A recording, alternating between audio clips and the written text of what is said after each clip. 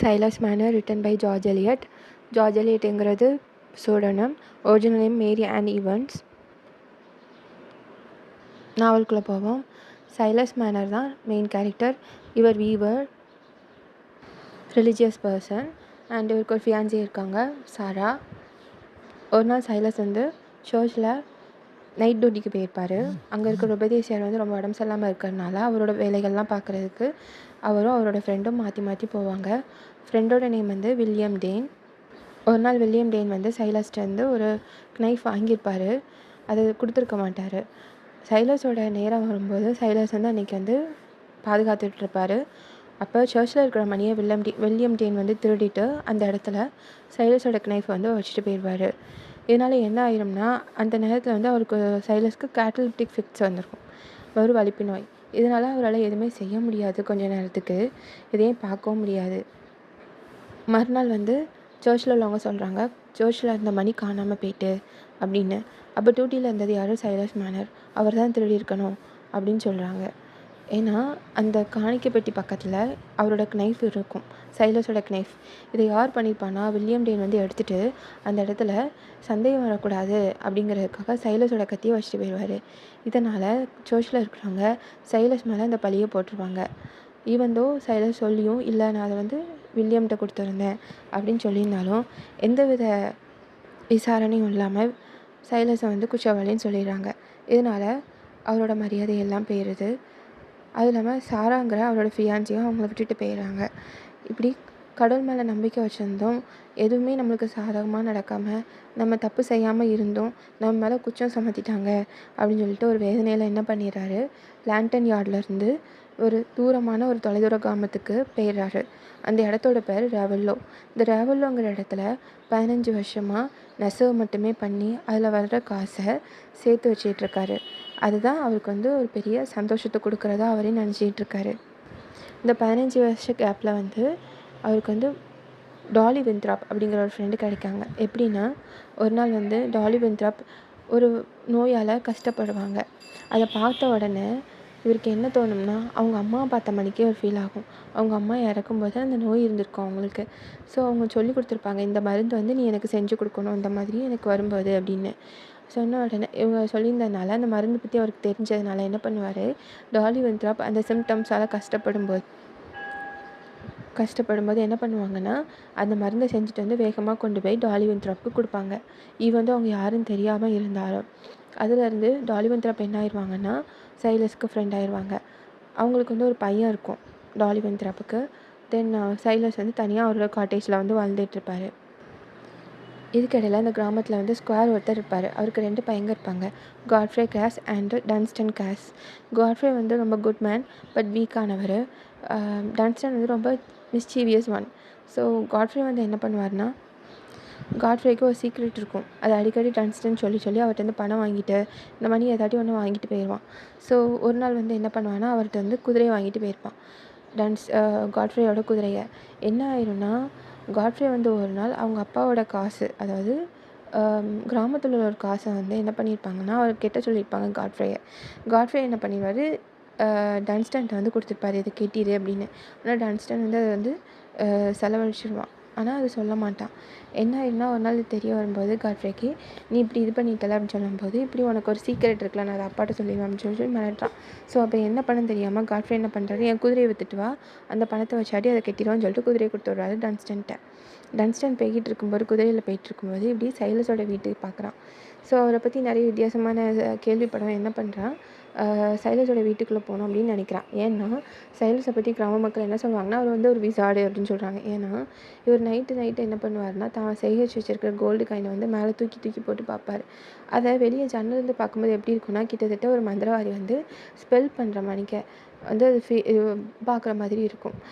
Gold காயினை மேலே தூக்கி போகிறது, ஏதோ ஃப்ளேம் வந்து போகிற மாதிரி இருக்கிறதுனால என்ன பண்ணுவாங்க, சைலஸ் வந்து ஏதோ மந்திரம் போட்டு ஏதோ ஸ்பெல் கேஸ்ட் பண்ணிகிட்ருக்காரு அப்படின்னு சொல்லி நினைக்கிறாங்க. அது இல்லாமல் அவருக்கு வந்து கேட்டலிப்டிக் ஃபிட்ஸ் இருக்கிறதுனால, ஸோ ஸ்டேஜ் ஸ்டில்லாக நின்றுட்டே இருக்கிறதுனால இதை பார்த்து சில நேரத்தில் என்ன நினச்சிட்டாங்க, நிஜமாவே விசார்டு தான் அப்படின்னு வந்து ஒரு முடிவு எடுத்திருக்காங்க மக்கள். ஸோ இதை கேள்விப்பட்ட டன்ஸ்டனுக்கு ரொம்ப ஆசையாக இருக்கும், சைலஸோட வீட்டுக்கு போகணும் அப்படின்னு சொல்லிட்டு. ஸோ அவர் இல்லாத நேரத்தில் அவர் வீட்டுக்குள்ளே போகிறாரு. கீழே பார்க்காரு, ஏதோ ஒன்று தட்டுது. தட்டுனதை திறந்து பார்க்காரு, உள்ளே பணம் இருக்குது, நிறைய கோல்டு காயின் இருக்குது. எல்லாத்தையும் தூக்கிக்கிட்டு குதிரையில் ஏறிட்டு போகிறாரு. அதோட காணாமல் போயிடுறாரு டன்ஸ்டன். அதுக்கப்புறம் அவர் யார் கண்ணிலையும் படலை. ஸோ சைலஸ் வந்து வீட்டுக்குள்ளே வந்து பார்த்த உடனே காயினை காணும். என்னடா எல்லாத்தையுமே காணாமல் போச்சு அப்படின்னு சொல்லிட்டு கிராமத்தில் இருக்கிற மக்கள்கிட்ட போய் அழுறாரு. இப்படி என்னோடய பணம்லாம் காணாமல் போச்சு, யாராட்டையும் எடுத்திருந்தீங்கன்னா என்கிட்ட தந்துருங்க, எனக்கு இருந்த ஒரே ஃபேமிலி அதுதான் அப்படின்னு சொல்லி அழுறாரு. இதை பார்த்ததும் மக்களுக்கு ரொம்ப பாவமாக இருக்குது. ஸோ இப்படி நாட்கள் போய்கிட்டு இருக்கும்போது ஒரு நாள் மோலி ஃபேரன் யாருன்னா, காட்ஃப்ரேயோட சீக்ரெட்டே இதுதான். காட்ஃப்ரே வந்து ஒரு கிராமத்தில் மோலி ஃபேரன் அப்படிங்கிற ஒரு பொண்ணை கல்யாணம் பண்ணியிருப்பார். அவங்களுக்கு ஒரு குழந்தையும் இருக்கும். இது வந்து சீக்ரெட்டாக மேரேஜ் பண்ணியிருப்பார். இதை வந்து வீட்டில் சொல்லணும்னு நினைப்பார். ஆனால் என்ன நடக்கும்னா, மோலி ஃபேரனுக்கு வந்து அவங்க வந்து ஒரு ஓபியம் அடிக்ட். ஓபியம் இன்டேக் பண்ணிட்டே இருப்பாங்க. ஈவன் அவர் சொல்லியும் கேட்க மாட்டார். ரொம்ப இல்லாயிட்டே இருப்பாங்க அடிக்கடி அந்த ஓபியம் அடிக்ட் பண்ணுறனால. இது பிடிக்காதனால என்ன பண்ணுவார், அவருக்கு வந்து ஒரு பொண்ணை பிடிக்கும். யாருன்னா நான்சி லாமெண்டர். ஸோ மோலியை வந்து யாருக்கும் தெரியாமல் அப்படியே வச்சுட்டு நம்ம வந்து லான்சியை வந்து லவ் பண்ணி கல்யாணம் பண்ணிப்போம் அப்படின்னு சொல்லி அவர் நினைக்கிறாரு. இதை வந்து ஸ்கொயர் கிட்ட போய் சொல்கிறாரு. இப்படி நான் வந்து நான்சி லாமெண்டரை வந்து லவ் பண்ணுறேன் அப்படின்னு சொன்னவும், ஸ்கொயருக்கு வந்து ஏற்கனவே நடந்த கல்யாணம் தெரியாதுங்கிறனால காட்ஃப்ரேக்கு வந்து கல்யாணம் நிச்சயம் பண்ணுறாரு. ஸோ நியூ இயர் ஈவ் அன்னைக்கு இவருக்கு வந்து காட்ஃப்ரேக்கு வந்து நிச்சயார்த்தம் பண்ணணும் அப்படிங்கிற மாதிரி அவங்க இது பண்ணுறாங்க. ஸோ இதை கேள்விப்பட்ட மோலி ஃபேரன் தன்னோட குழந்தையை தூக்கிக்கிட்டு எப்படியாவது காட்ஃப்ரேயை வந்து அசிங்கப்படுத்தணும் அப்படின்னு சொல்லிட்டு அவங்க வராங்க அவங்க கிராமத்துலேருந்து. ஸோ கிராமத்துலேருந்து வரும்போது ரொம்ப டயர்டானனால என்ன பண்ணிடுறாங்க, ஓபியம் எடுத்துக்கிறாங்க. ஓபியம் எடுத்தெல்லாம் மயக்கமாகி அவர் சைலஸ் காட்டேஜுக்கு பக்கத்தில் இருக்கிற ஒரு மரத்து அடியில் மயக்கம் போட்டு உட்காந்துடுறாங்க. ஸோ உட்காந்ததுனால அது என்ன இது நியூ இயர் இவங்கனால அன்றைக்கி ரொம்ப பனியாக இருக்கிறதுனால சுற்றி எல்லாமே வரைஞ்சி போயிடுது. அவங்களும் வரைஞ்சி இறந்து போயிடுறாங்க. அவங்க கையில் இருந்த குழந்தை என்ன பண்ணுது, தூரத்தில் இருக்கிற வெளிச்சத்தை பார்த்து சைலஸோட காட்டேஜுக்குள்ளே போய் படுத்து தூங்கிடுது. சைலஸ் வந்து வெளியே வந்து பார்க்கும்போது ஏதோ கோல்டு கலரில் தெரிய பார்த்து தன்னோட காயின்ஸ்லாம் திரும்பி கிடச்சிட்டு அப்படின்னு நினச்சி சந்தோஷமாக அந்த குழந்தைய போய் பார்க்காரு. சந்தோஷமாக பார்க்க கடைசியில் பார்த்தா அது ஒரு குழந்தை. அந்த குழந்தைக்கு ஹேர் வந்து கோல்டன் கலரில் இருக்குது. அவர் என்ன பண்ணுறாரு, அந்த குழந்தைய தூக்கிக்கிட்டு வெளியே வந்து பார்க்காரு. எப்படி வந்துச்சுன்னா அது ஃபுட் பிரிண்ட்ஸை பார்த்தா அவரோட தாயை கண்டுபிடிக்கார். தாய் ஏற்கனவே இறந்துருந்ததை பார்த்து ஸ்கொயரோட வீட்டுக்கு போகிறாரு. ஏன்னா அங்கே தான் எல்லோரும் இருக்காங்க பார்ட்டி நடக்கிறதுனால. அங்கே போயிட்டு இப்படி எல்லாத்தையும் சொல்கிறாரு. இப்படி ஒரு விமன் இறந்து கிடக்காங்க, யாருன்னு தெரில. தென் இந்த குழந்தை வந்து என் வீட்டுக்குள்ளே இருந்தது அப்படின்னு சொல்கிறாங்க. ஸோ அங்கே இருக்கிற எல்லாருமே இங்கே வராங்க. ஒரு டாக்டர் செக் பண்ணி பார்த்துட்டு அந்த விமன் ஏற்கனவே இறந்துட்டாங்க அப்படின்னு சொல்கிறாரு. ஸோ காட்ஃப்ரேக்கு இது எல்லாமே தெரியுது. மோலி ஃபேரன் தான் தன்னோட குழந்தைய தூக்கிட்டு வந்திருக்கான்னு. அவருக்கு கஷ்டமாக இருக்குது. இருந்தாலும் சரி நம்மளுக்கு எந்த ஒரே பிரச்சனையும் போயிட்டு நம்ம நான்சி லாமெண்டரை கல்யாணம் பண்ணிடலாம் அப்படின்னு சொல்லிட்டு.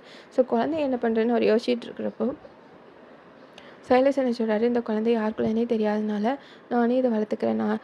நான் தனியாக தானே இருக்கேன். எனக்கு வந்து இந்த குழந்தையே எனக்கு கோல்டு காயின் கிடைச்ச மாதிரிக்க எனக்கு ஒரு ஃபீல் இருக்குது அப்படின்னு சொல்லிட்டு அவர் சொன்ன உடனே மக்களும் சரி அப்படின்னு சொல்லி ஒத்துக்கிறாங்க. அவருக்கு குழந்தைய வளர்க்குறதுக்கு ஹெல்ப் பண்ணுறாங்க. நான்சி லாமெண்டருக்கும் காட்ஃப்ரேக்கும் கல்யாணம் முடிஞ்சிருது. இப்படியே ஒரு 16 வருஷம் போயிடுது. டாலி வின்த்ராப் வந்து குழந்தைய வளர்க்குறதுக்கு சைலஸ்க்கு ஹெல்ப் பண்ணுறாங்க. எப்பி வந்து ரொம்ப சந்தோஷமாக அழகாக சைலஸ் கிட்ட வளர்கிறாங்க. சைலஸ் அந்த குழந்தைனால ரொம்ப சந்தோஷமாயிடுறாங்க. இப்படி 16 வருஷம் போனதுக்கப்புறம் என்ன ஆகுது, காட்ஃப்ரேக்கு குழந்தை இல்லாமல் இருக்குது. ஸோ ஒரு நாள் மக்கள் வந்து தண்ணி ஓடுற பாதையை 6 வழி பாதையில் வந்து தோண்டும் போது ஒரு ஸ்கெலிட்டனை கண்டுபிடிக்கிறாங்க. அதில் குதிரை ஸ்கெலிட்டனும் இருக்குது, ஒரு பையனோட ஸ்கெலிட்டனும் இருக்குது, கையில் கோல்டு மணியும் இருக்குது. ஸோ இதை பார்த்ததும் காட்ஃப்ரேக்கு வந்து பயமாயிருது. இது நம்ம தம்பி தான் அப்படின்னு சொல்லி கண்டுபிடிக்காரு. சைலஸ்க்கு அவர் மணி கிடச்சி. ஸோ இதை பார்த்த காட்ஃப்ரே லான்சி லாமெண்டர்ட்ட எல்லாத்தையும் சொல்கிறாரு. இப்படி எனக்கு மோலின்னு ஒரு லவர் இருந்தாங்க, குழந்தை இருந்துச்சு, அந்த குழந்தை தான் எப்பி, நம்ம வேணால் அவங்கள வளர்ப்போமான்னு சொல்லி கேட்கும்போது நான்சி சொல்கிறா, நீ முதல்ல சொல்லியிருந்தா நம்ம அந்த குழந்தைய எடுத்து வளர்த்துருந்துருக்கலாம்னு சொல்கிறாங்க. ஸோ 2 பேரும் வந்து சைலஸோட வீட்டுக்கு போகிறாங்க. எப்பிக்கு வந்து நல்ல ஒரு லைஃப் கொடுக்கணும், லக்ஸூரியஸ் லைஃப்பை கொடுக்கும்னு சொல்லிட்டு அவங்க சொல்கிறாங்க. ஸோ எப்பி என்ன சொல்கிறா, என்னை அன்பாக வளர்த்த வீவரான சைலஸ்கிட்டே நான் வாழ்ந்துக்கிறேன், அவர் தான் என்னோட அப்பா என்னன்னைக்குமே அப்படின்னு சொல்லிட்டு அவர் சொல்கிறாங்க. ஸோ காட்ஃப்ரேயும் சரி பரவாயில்ல, அவளோட கல்யாணத்துக்கு தேவையான செலவெல்லாம் நானே பண்ணிக்கிறேன் அப்படின்னு சொல்லி சந்தோஷமாக சொல்லிட்டு போகிறாங்க. ஸோ எப்பி வந்து டாலி வின்த்ராப்போட பையன் ஆரோனை வந்து லவ் பண்ணிகிட்ருப்பா. ஸோ 2 பேருமே லவ் பண்ணுறதுனால டாலி வின்த்ராப்பும் சைலஸும் அவங்க 2 பேருக்கும் கல்யாணம் பண்ணி வைக்கணும்னு கல்யாணம் பண்ணி வைக்காங்க. 4 பேரும் ஒரே வீட்டில் சந்தோஷமாக வாழ்கிறாங்க. இதோட கதை முடிஞ்சுது.